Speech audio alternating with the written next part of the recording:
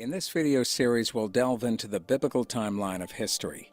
We aim to uncover the significance of important historical dates, such as the creation in 11,013 BC, the flood in 4990 BC, and even the date when God would bring judgment upon the house of God, the churches, as mentioned in 1 Peter 4:17. We'll also explore the date of Judgment Day, which is also alluded to in the same verse.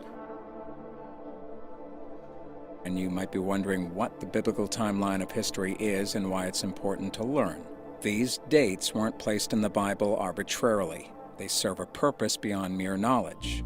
God always has a reason for concealing truths within the Bible. These essential dates are not explicitly stated in verses, but require meticulous exploration through comparing Scripture with Scripture, the biblical method for revealing truth, mathematical analysis, and ultimately guidance from God's Holy Spirit. So what exactly is the biblical timeline of history? It's a timeline that spans across the Bible, beginning with the first book, Genesis. This timeline then extends into subsequent books and chapters. Why should we invest time in learning about the biblical timeline of history? The answer can be found in Ecclesiastes 8:5. Whoso keepeth the commandment shall feel no evil thing, and a wise man's heart discerneth both time and judgment. To comprehend the current time or season, understanding past biblical events is essential to understand when future events will occur that the Bible is prophesied about.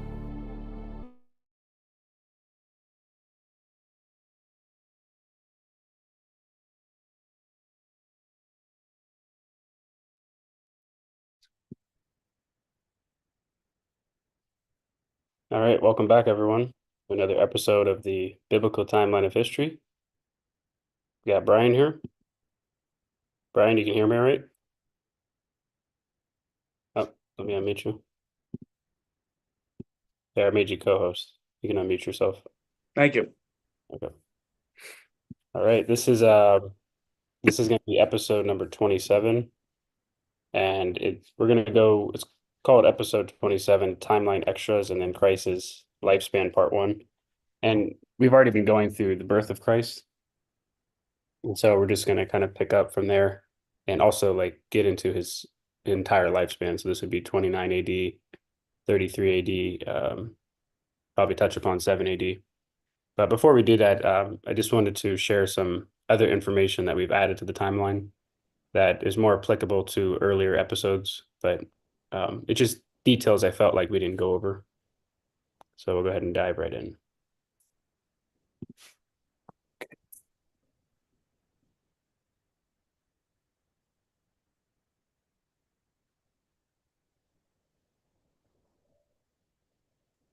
All right, Brian, you can see my screen all right? Yeah, I can see it. Okay. All right, so if you're new to the timeline series, just a reminder, you go to ebiblefellowship.org. And then you're going to see the timeline on the right side. If you scroll down, biblical timeline, you can also get to it if you scroll down on the homepage right here. I just want to quickly point out, because we do have listeners watching at this moment, if you're ever looking for announcements of any sort from eBible Fellowship, such as like when a Q&A has been canceled or delayed or anything like that, always click this announcements bar, because typically that's where we'll have the information, as well as the schedule for the timeline, the panel discussion. That's all listed here, and we have it in Pacific time and also Eastern Standard Time. Unfortunately, those who live in the Midwest will have to, or the middle of the US will have to calculate that, but that's what's there. So you just click announcements and you can find that. One other housekeeping item. If you have a question concerning the timeline, if you could, rather than putting a question in the comment section of the YouTube video, if you could just write info@ebiblefellowship.org, and then any relevant timeline questions, they'll forward to mine and Carl's personal emails. Yep. And also any question that's not part of timeline, you can, we're just going to refer you to the open forum. You can just call in to ask. It's not really like a Q&A platform here. It's more of just sharing the information on the timeline, unless you have a specific timeline question that we went over, maybe something wasn't clear. But other than that, we just keep it to that. Okay, so as you recall, in the very first few episodes, we were going over Karisem, the doctrine of Karisem. And I believe Brian had went through afterwards and showed different proofs for Karisem. But there are some things that I felt like we didn't quite lay out and that weren't maybe really discussed. Perhaps some of it was, but we're just going to go over it nonetheless. So on the website, if you click the Karisem tab, which is right here, you'll recall that we read about Karisem, how it was that key phrase that unlocked the first part of the timeline. Now, if you scroll to the bottom, you're going to see this button that says Karisem box. We're just going to read some of that. So Brian, would you mind reading some of this? Sure. Called his name Karisem is the clue phrase that was discovered to let us know if there was an immediate father-son relationship or a descendant, i.e., a grandson, great-grandson, etc. Called his name. Called his name would fit the place of being an immediate father-son relationship because it's the direct parents who give the child their name. As, for example, the case with Zechariah, the father of John the Baptist, or when Christ was to be called Jesus, but also because every instance called his name is used, we find an immediate father son relationship. This is how you know we are on the right track with this idea. Uh, why the word begat isn't helpful. First Chronicles I just wanted 134. to intervene just for a moment. So somebody had wrote to me a while ago, confusing the begat with called his name. They thought that begat was the clue phrase. And so this next part is going to touch upon why begat wasn't helpful. So Mr. Campbell explains in Time Has an End why the word begat isn't helpful. And so that's what this next part's about. Okay. So in First Chronicles 134 we read, and Abraham begat Isaac, the sons of Isaac, Esau, and Israel. Now here it is said that Abraham begat Isaac, and there is an immediate father-son relationship here. However, begat is also found in this example, Matthew 1:8. And Asa begat Jehoshaphat, and Jehoshaphat begat Joram, and Joram begat Ozias. Ozias is the Greek form of King Uzziah or Azariah. It says Joram begat Uzziah, yet Uzziah was not his immediate son. You have the kings Ahaziah, Joash, and Amaziah between them, so that in this case begat, it is not an immediate father-son relationship, but a descendant. This shows that begat can mean both an immediate son or a later descendant. Two So very I'll show you on the timeline real fast in regarding these kings. So the New Testament account, God skips over these kings. So if you see here, if you look on the timeline here, you go down, and this is referring to Joram of Judah. So right here, King Joram. So the very next king would be number 6, which is King Ahaziah, right? But he goes right from Joram and he skips past Ahaziah, Joash, Amaziah, and then says Uzziah was the son of Joram, which it is true, but it's not an immediate son. It's a descendant. And so this is why the begat is not very helpful because it can be linked to either or. So just wanted to point that out. All right, you can continue. Did Can you want to I add? share my screen real quick? Yeah.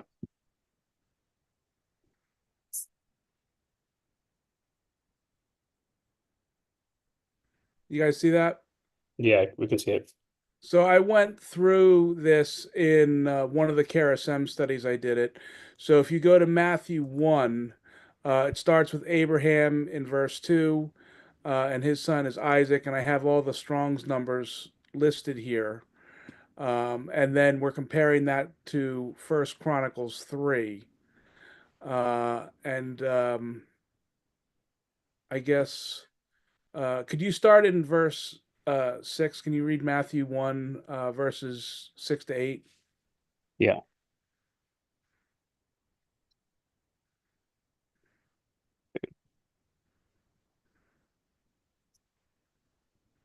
And Jesse begat begat David the king, and David the Oh, king. can I keep my screen on Oh, there so that they can see the yeah, chart?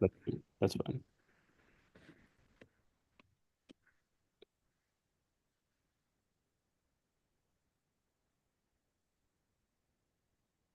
All right. So verse 6 and just verse 6.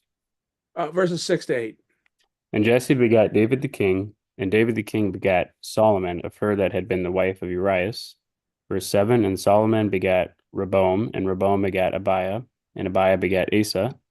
In verse 8, and Asa begat Jehoshaphat, and Jehoshaphat begat Joram, and Joram begat Ozias. And you can see there's three rows that we skipped here. And could you go to First Chronicles 3 and read verse 5? Excuse me, read verse 1, then skip down to verse 5, and then read verses 10 to 12. So First Chronicles 3, verses. Start with verse 1, then skip to 5. Okay, now these were the sons of David, which were born unto him in Hebron. The firstborn, Amnon, of Enohem, the Jezreelites. The second, Daniel, of Abigail, the Carmelites. Number 5, and these were born unto him in Jerusalem, Shimei and Shobab, and Nathan and Solomon, 4 of Bathshua, the daughter of Emil. And then skip down and read verses 10 to 12. And Solomon's son was Rehoboam, Abiah his son, Asa his son, Jehoshaphat his son. And verse 11, Jorham his son, Ahaziah his son, Joash his son, Amaziah his son, Azariah his son, Jotham his son. Okay. And Azariah can have either the name Azariah or Uzziah. And in 2 Kings 14:21, we read, and all the people of Judah took Azariah, which was 16 years old, and made him king instead of his father Amaziah. And in 2 Chronicles 26:1, we read, then all the people of Judah took Uzziah, who was 16 years old, and made him king in the room his father Amaziah. And in both cases, Amaziah is H0558, whereas Azariah is H5838, and Uzziah is H5818. But it says Azariah, but if you use his other name, Uzziah, you can see how that's similar to Ozias in the New Testament, which is G3604. So I just wanted to, and I've got more here, but that shows the 3-person gap. Okay, yeah, thanks for sharing that. Yep, there you have it. Okay, so now we'll look into 2 very good proofs that we're on the right track with the placement of patriarchs where charism wasn't used. So somebody had asked, I think, what really gave us the biblical authority to start with the end of a patriarch like Enos and add Canaan the same year that Enos dies. That's the birth of Canaan, right? Because we're not really specifically led to do that, right? We know it's not here, but not knowing where else to place it in Enos's life was the problem. And so do we place it at the end of his life or sometime in between? And so Mr. Camping laid out, and time has an end, why he shows the proofs why we could do this. So, and number 1, we learned in the video biblical timeline of history series, which can be found on our website. So if anyone hasn't watched these, you can click this and a video will pop up. You can also visit our eBible Fellowship YouTube channel. And so Mr. Camping, we learned that Levi, Kohath, Amram, and Aaron were all separate generations that made up the 430 years Israel dwelled in Egypt. Charism was not used in the case of these 4, and the Bible speaks of Israel leaving the 4th generation. That would have been Aaron's generation. Genesis 5:16, but in the 4th generation they shall come hither again, for the iniquity of the Amorites is not yet full. So this proof shows we have the right idea of placing the next patriarch's birth the same year the previous one dies. We can see how God is letting us know they represent a whole generation. So if you go here on the timeline, what we're referring to is these 4 here. So you have Levi, Kohath, Amram, and Aaron. And we showed before that they make up part of Aaron's life, Amram's whole life, Kohath's whole life, and part of Levi's life makes up the 430 years. And so these are likened to generations, right? and generations would be separate time periods. So this is why we can space them apart because of that, right? So the end of Kohath's generation began the generation of Amram and so forth, right? So that idea and they fit. If Kohath, Amram, and Aaron and Levi somehow overlapped, we wouldn't get that 430 years, right? So that's part of it. And then the second proof is the following verse. So when we read about the genealogies of these previous patriarchs, we get to Serug in Luke 3:35. It says, which was the son of Saruk, which is the Greek form of Serug, which was the son of Rag. I'm not sure if I'm pronouncing this right. But that's known.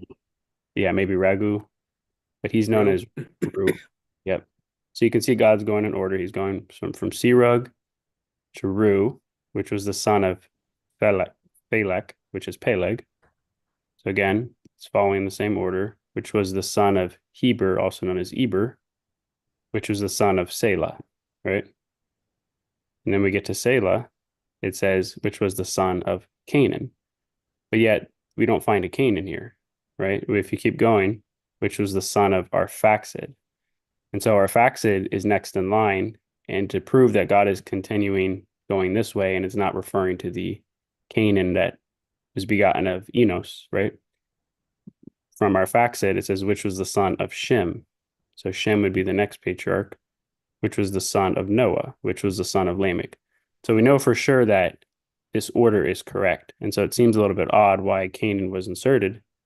But Mr. Campion pointed out in his book, Time Has an End, you see, God is letting us know this Canaan was not the Canaan, the descendant of Enos, but another Canaan who lived thousands of years later, who lived between Arphaxad and Selah. So this Canaan was born sometime in between these two patriarchs, right? He's not a patriarch, but we're learning about this Canaan from Luke,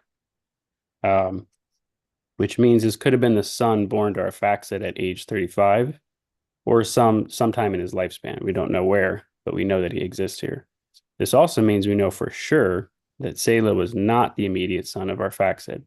So we place his birth correctly on the timeline, the year Arphaxad died. So this is a proof that these two can't be immediate father-sons, because Arphaxad is said to have begotten Selah, but it says Canaan has begotten Selah. And so it makes sense if Arphaxad begot Canaan and then Canaan eventually either directly begot Selah or eventually begat Selah. And so this was this proof. And so Mr. Camping thought the reason God put this in here was because he's letting us know of this type of timeline layout, right? Let's see. So this is really just another quick example of where two different people can have the same name. Can we look at Genesis 11 and read verses 24 to 27?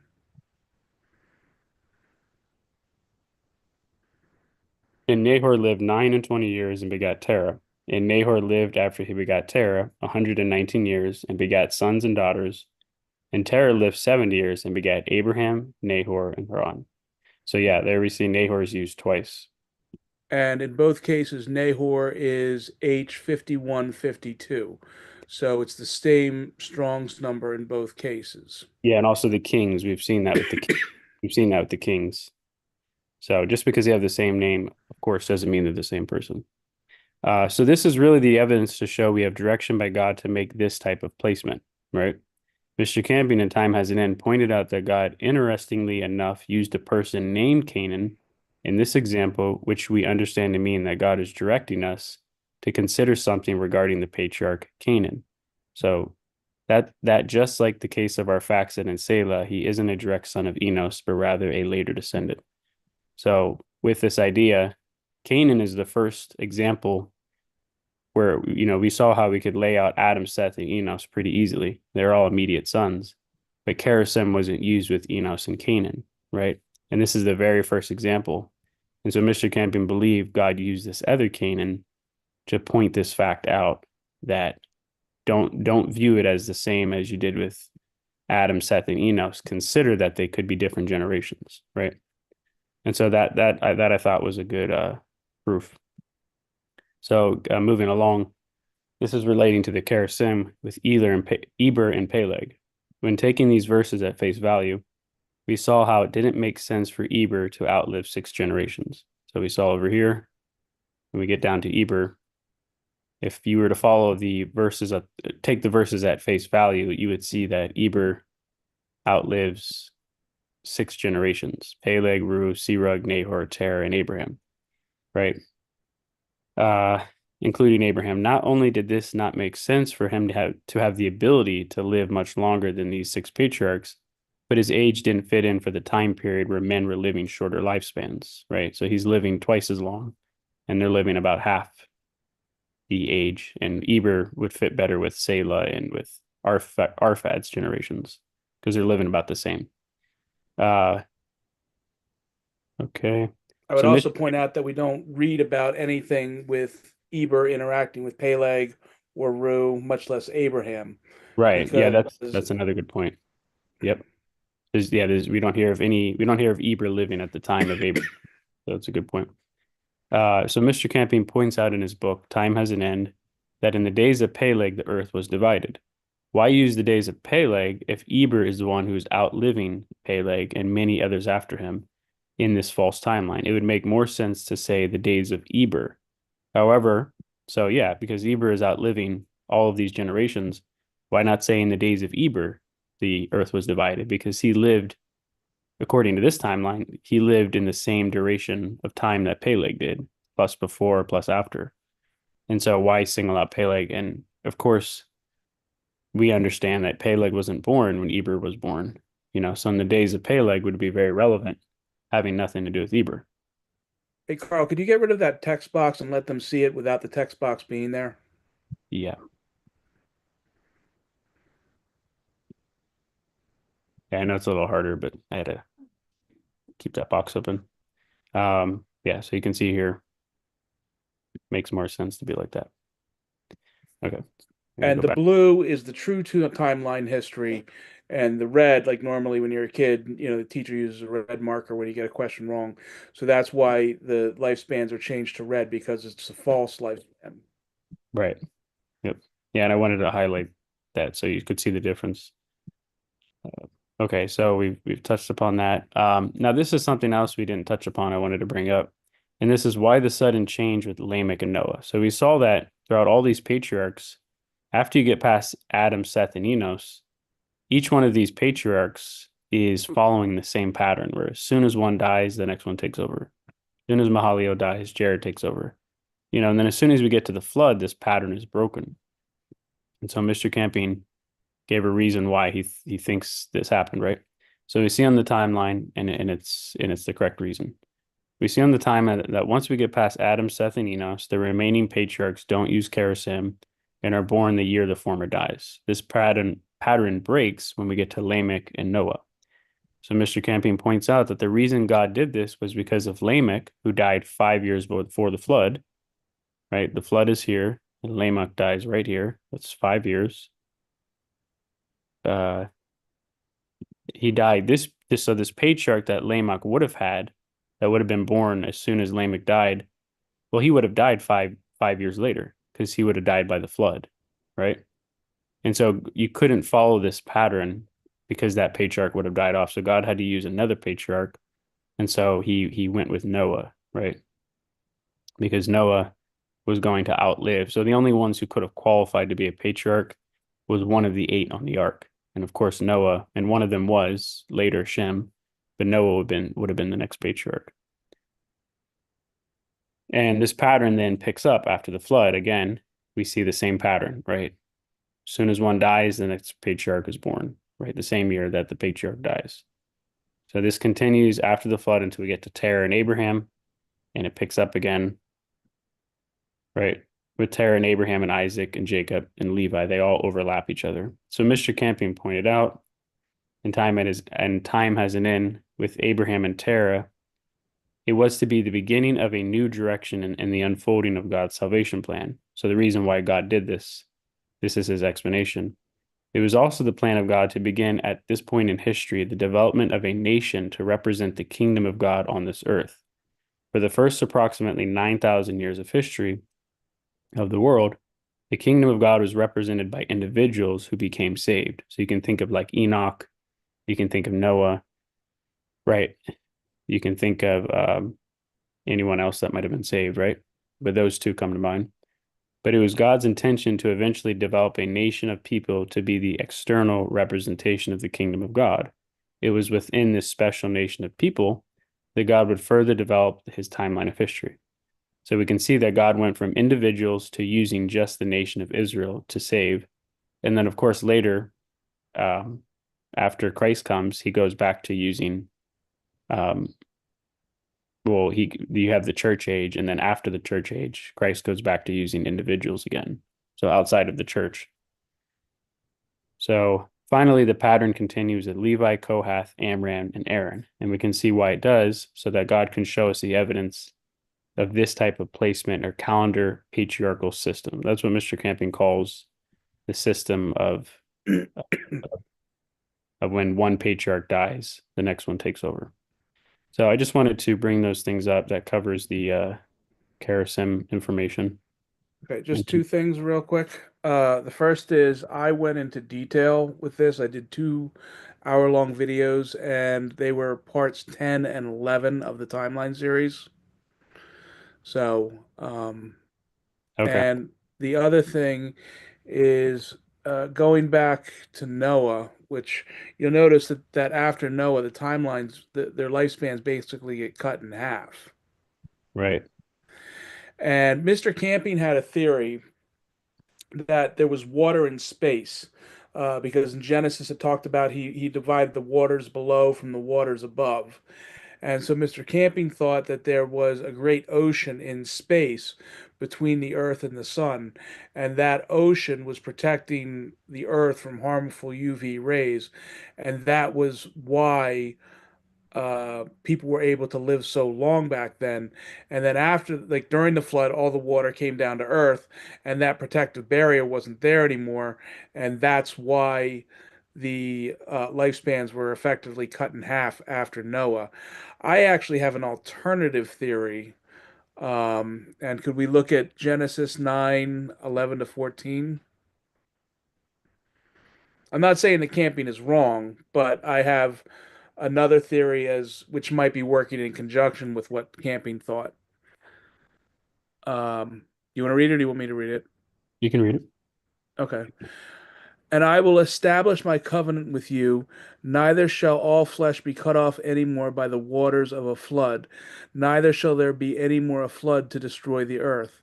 And God said, this is the token of the covenant which I make between me and you and every living creature for your perpetual generations. I do set my bow in the cloud, and it shall be a token of a covenant between me and the earth. And it shall come to pass when I bring a cloud over the earth that the bow shall be seen in the cloud.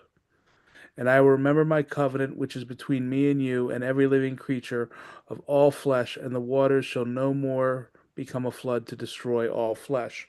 So here we can see that God creates a rainbow. And why do rainbows exist? Rainbows exist because of what physics calls the law of refraction. It takes when the light goes through a crystal or through water, it bends it at different angles depending on the wavelength or depending on the color. And this is why rainbows come out of water or come out of crystal. And so, if the first rainbow was created after the flood, that means that the law of refraction didn't exist before the time of the flood, which means that God could have changed the laws of physics at that time. Uh, Yeah, and also and to point out too, it's not just with the flood, because also in the days of Peleg, we hear about the earth being divided. Well, if you consider all of these patriarchs after the flood, you can already see Shem's lifespan dropped immediately. He only lived to be 600, which is, 300 years different than most of these other guys, including Noah. And so it's possible that the effects already began to have an effect on Shem, right? And then they kind of seem to tether off to when you get to our fact side, because here they're consistently living to being around 400, right? And then finally, it's only in the days of Peleg where you see like a split in half. And so it could be that the dividing of the continents further affected their lifespan in some way, because that would have caused probably a pretty big shift. So why their lifespans were cut, as soon as we get to Peleg, the only major event we hear about is dividing of the continents. So that could have been even separate, a separate issue that maybe affected oxygen levels, right? Because this would have been when the Earth was one continent. I mean, just think about Antarctica.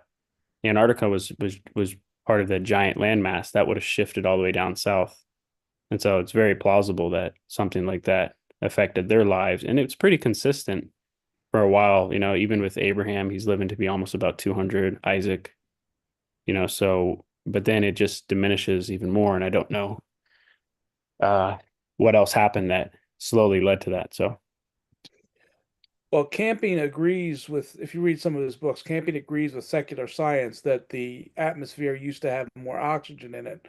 Now, one theory as to why after Peleg's the lives would have been cut in half is that if we know the continents were moved and shifted under the lifespan of Peleg, and so that could have kicked up a huge amount of dust in the air, and that dust could have had a chemical reaction with the ozone layer, which means that the Earth would have been much less oxygenated after that, and so that would be one possible explanation for why the lifespans were cut in half after Peleg.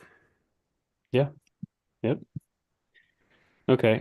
So just moving on a little bit, I know we're going to try to work on getting to Christ, but I just wanted to touch upon these other things first. So one thing I didn't do with the lifespan of Jacob, so we're just kind of moving past all these patriarchs.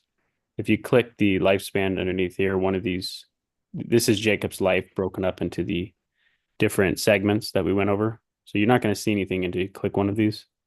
And here you're going to see that Jacob was born, and this is his whole lifespan broken up. You couldn't really show this, so I had to kind of blow it up here. And then you'll see where Joseph is born in regards to Jacob's life. But if you come down here, you're going to see Jacob's life each year, or what the BC year is of the different events that happened in his life. So in 2007, Jacob is born. That would be right here at 1947 BC. At age 60, Jacob flees Esau to live with his uncle Laban in Haran. They think their father Isaac is about to die, but he lives another 60 years. 1940 BC. And the reason I laid this out too is because I was looking at different time paths, and I did forget that we do have the dates for some of this information. And so it would be curious if different time paths landed on these dates, which they did. Some of them did. So at 940, 7. Okay, so they think their father Isaac is about to die, but he lives for another 60 years. 940 BC. At age 67, Jacob worked for the first 7 years for Rachel, gets married to both Rachel and Leah. At age 68, Mr. Camping pointed out in Time Has an End that Reuben is born to Leah. 69, Simeon is born next from Leah. And then at age 70, Levi is born from Leah. Now, he did say in his book that it was either 70 or 71, which he also suggested, because remember how we worked backwards with these 4 patriarchs to get to the age of Levi? Well, we have Jacob being 70 when Levi is born, and Levi lives 137, right? So 137 minus 70 is 67. So 67 of those years would have been spent in Egypt, right? So he was trying to figure out where we could place Levi, like another way of doing it besides just working backwards. I'm not quite sure why he said 70 or 71, but I did notice that in order to say that, he had to adjust Aaron's life. It says that he was 83 when he stood before Pharaoh. So he was suggesting he was almost turning 84, right? And so if Levi was 71, that would make Aaron 84 when he got into the wilderness.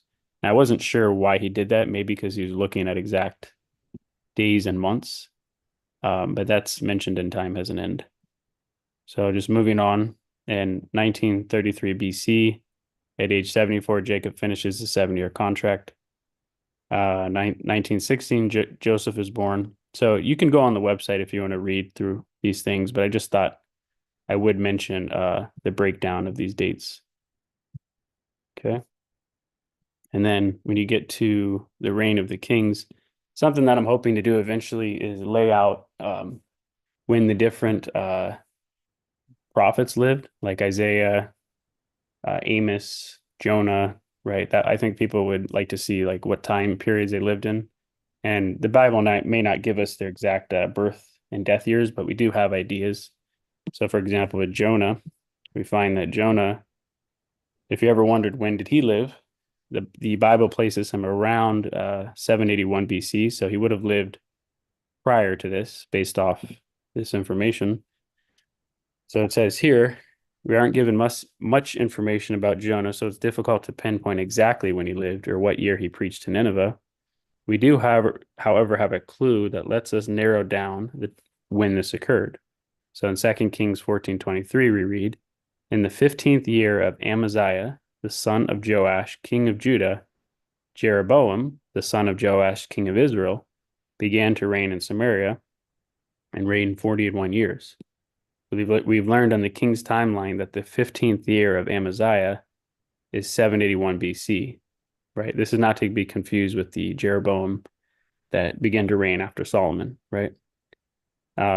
He also began to reign this same year. However, as a sole ruler, this would actually be his 11th accession year of his reign. So in verse 24, and he did that which was evil in the sight of Jehovah. He departed not from all the sins of Jeroboam, the son of Nebat, who made Israel to sin. He restored the coast of Israel from the entering of Hamath unto the sea of the plain, according to the word of Jehovah, God of Israel, which he spake by the hand of his servant Jonah. And this is the only other time we hear about Jonah in the Old Testament, besides outside the book of Jonah. He's the son of Amittai, the prophet, which was at Gath Hepher. And we know it's referring to the same Jonah because the book of Jonah mentions he's the son of Amittai. I believe it And says the word Jonah and the word Amittai use the same Strong's numbers as in Jonah 1:1. Okay. 31. Okay. Yeah, so I wanted to mention that if you look at the king, which king was this? Jeroboam. You can see Amaziah's here, Jeroboam's here. And so this would have been his 15th year. Let's see. I believe it's 737, 778 maybe. 781. So right around here, this was when what was fulfilled with Jeroboam. This would have been his 11th accession year, Jeroboam's 11th year. So it's nice to see that because we can at least get an idea of when Jonah might have lived. What was that verse where it talks about Jonah? Second Kings 2 Kings 14:25. Yeah. Okay, hold on one sec. 2 Kings 14:25. And just to point out, the word Jonah is only found 19 times in the Bible as Jonah, but further research shows it's the same exact Hebrew word for dove, which is used 21 times and 10 times as pigeon. Now, secular history places him around 786 to 746. However, we don't have a way to prove this true from the Bible, but it does seem to be somewhat in alignment because the event of Jonah has him, it seems like it's happening prior to 781. So, if you backtrack about 5 years or more, that would seem to fit. Okay. Can I share my screen real quick? Yeah.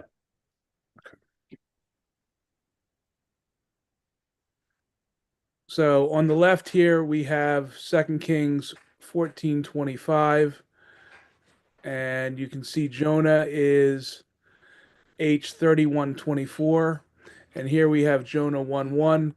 And Jonah is H3124, the son of Amittai. Amittai is H0573. And here we have the son of Amittai, which again is H0573. Okay. Oh, good. Yeah, for some reason, when I looked up in the Blue Letter Bible, it didn't look like it showed the same Strong's word. Okay, yeah, and just mentioning one last thing, we read of an account in Isaiah 6. It says Isaiah sees the Lord sitting upon his throne the year Uzziah dies.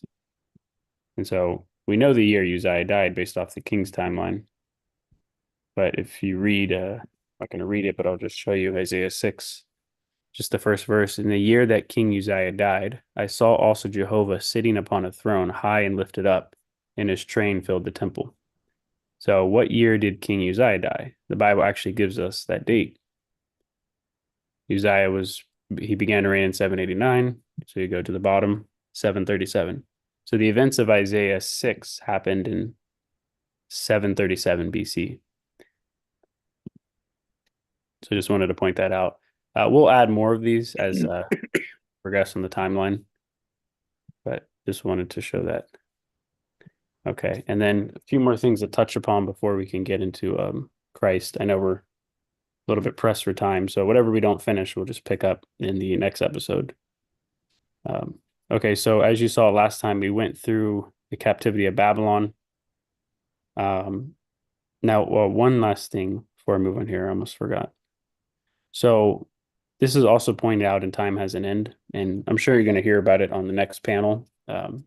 Over the course of the next few weeks, they're going to get to these chapters, but one thing to point out is a time path I didn't mention before, and that is when you start with the Exodus. So that's 1447 BC. If you click this red moving arrow, it's going to lay out a time path. If you zoom out here, it's the date of the Exodus all the way to Christ's birth, which is 7 BC. And Mr. Campion had noticed it's exactly 1,440 years, which breaks down to 2 times 2 times 2 times 2 times 2 times 3 times 3 times 5. And in other words, so it's basically it's 36 sets of 40. That's another way to look at it. But there's also a certain amount of jubilees in this period, I believe. No, not in this one. That's going to be in the next one here. But I just wanted to point out that this 1440 year period, he had broken it down, I think, to 10 times 12 times 12. Does that sound right, Brian? Yeah. 440? Yeah. 10 Yeah, times. because 144 is 12 times 12. It's gross. Yeah. And so that's how I think the reason he did that is because if you can't really derive a spiritual meaning from the numbers in this layout, you can also read it like this. So 10 times 12 times 12. And we know 10 is the number for completeness, and 12, you can think of the 12 tribes of Israel. In Revelation, it mentions 12 by 12 gates, I believe. 12 apostles. 12 apostles, yep. So, but what's curious is, and then I'll show you this one. So this one is from the Promised Land. So this would be 40 years later. This one starts at the Exodus and goes to the birth of Christ. This one starts at the crossing of Jordan, the Promised Land, right? And instead of 36 40s, it's just 35 40s. But that equals 1400, right? Now, this is where Mr. Campion pointed out, this is actually where he discovered the birth of Christ, as far as counting the Jubilees every 50 years. So this 1400 number is actually the same exact time path that we had set up for Christ, which is right here. I'm going to zoom out a little bit, and you'll see that right here, 1407, all the way to birth of Christ, it lines up exactly with all of these 50s here at the bottom. So essentially, this 1400 is made up of 28 50s. But something I didn't notice is it's also made up of 35 40s. So it's another way to look at it, right? This way, it teaches us that it's taking us to Christ. You know, the number 50 having to do with the Jubilee. But over here, we can see, if we look at it in this way, that 1400 is also 40 times 35. And so when looking at both of these time paths, if you open up Moses's time path, you'll see that his 120s also take you to the birth of Christ. Well, this takes you to the resurrection, but the 40s take you to the birth of Christ. So you'll notice that with the 1440, if we start from the Exodus, which is right here, the end of the second 40, right? You can count 36 40s, and that gets you to 7 BC, which is right here. So again, it's just another way to look at it, but it's really part of the same time path in that sense. And then the same thing with the promised land.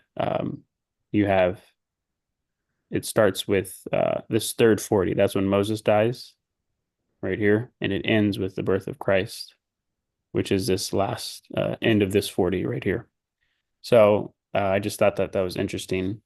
And then finally, this last one is the 440 years. So as you recall, the book of Acts talks about a period of about 450 years of the judges.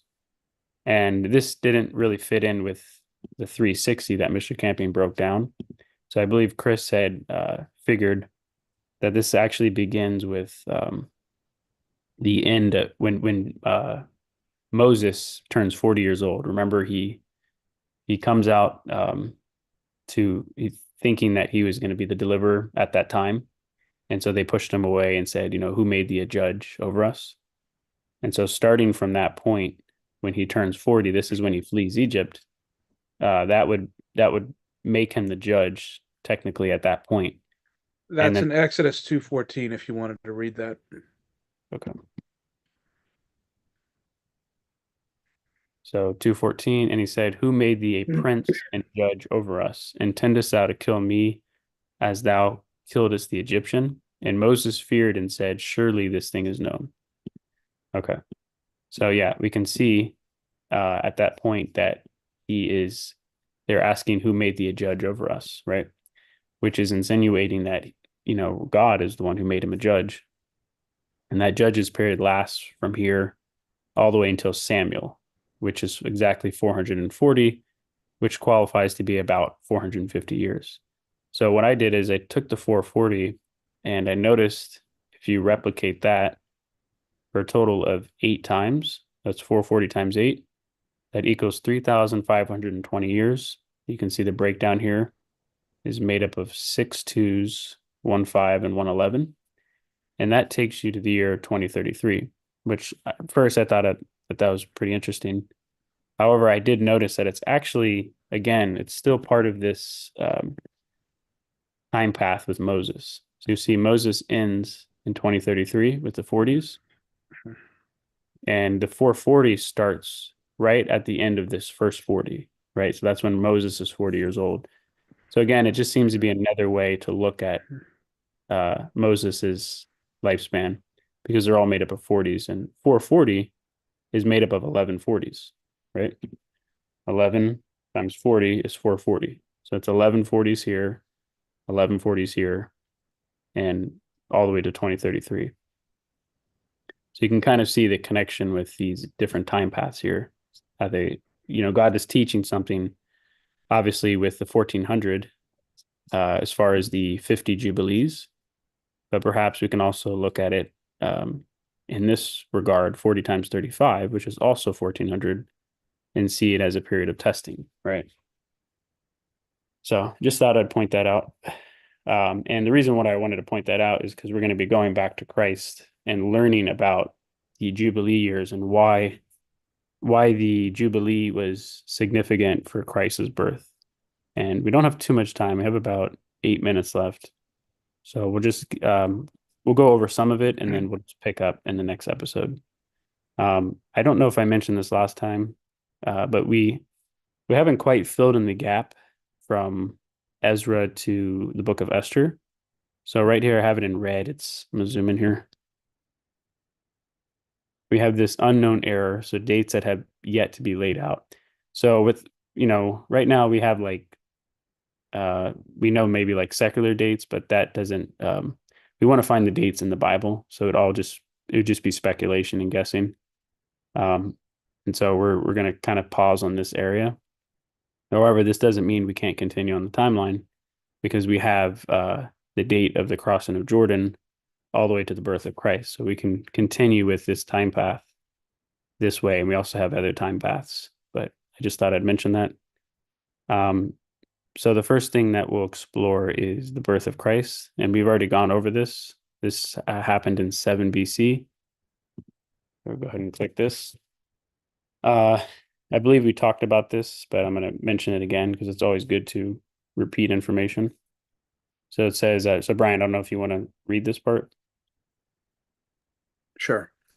For unto you is born this day in the city of David a Savior, which is Christ the Lord.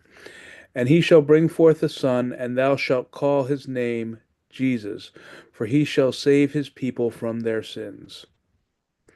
Luke 2:11 and Matthew 1:21. So when was Christ born? Earlier in the timeline, we learned that the Gregorian thought that Christ was born in the year 1 AD. So they started their calendar when they thought Christ was born. To this day, we use their calendar, and we're currently in the year 2024 at the time this was written, which means they started their calendar 2024 years ago. However, we've learned from the Bible that 7 BC is the date that Christ had to have been born. Using a combination of time past and secular evidence will show why we believe the Bible teaches Christ had to be born on this date. Jubilee year. We learn from the Bible that the first Jubilee began with the crossing of Jordan in 1407 BC or 9606 EA, year of Earth's history. Mr. Camping took the date of 1407 BC and replicated 50 years 28 times, which is 1400 years, which lands you on 7 BC or the year 11,006 year of Earth's history, as you'll see from the timeline here.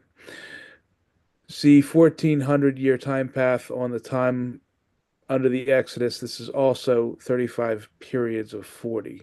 So this is what we just mentioned here, 1400 years in green from the promised land into Christ's birth. So, okay. If you want, I can take over. So in Matthew Sure. 21, 2 verse 1, now when Jesus was born in Bethlehem of Judea, in the days of Herod the king, behold, there came wise men from the east to Jerusalem. Verse 3, when Herod the king had heard these things, he was troubled, and all Jerusalem with him. Verse 7, then Herod, when he had privately called the wise men, inquired of them diligently what time the star appeared. And being warned of God in a dream that they should not return to Herod, they departed into their own country another way. And when they were departed, behold, the angel of Jehovah appeareth to Joseph in a dream, saying, arise and take the young child and his mother, and flee into Egypt, and be thou there until I bring thee word. For Herod will seek the young child to destroy him. Verse 15, and was there unto the death of Herod, that it might be fulfilled which was spoken of the Lord by the prophet, saying, out of Egypt have I called my son.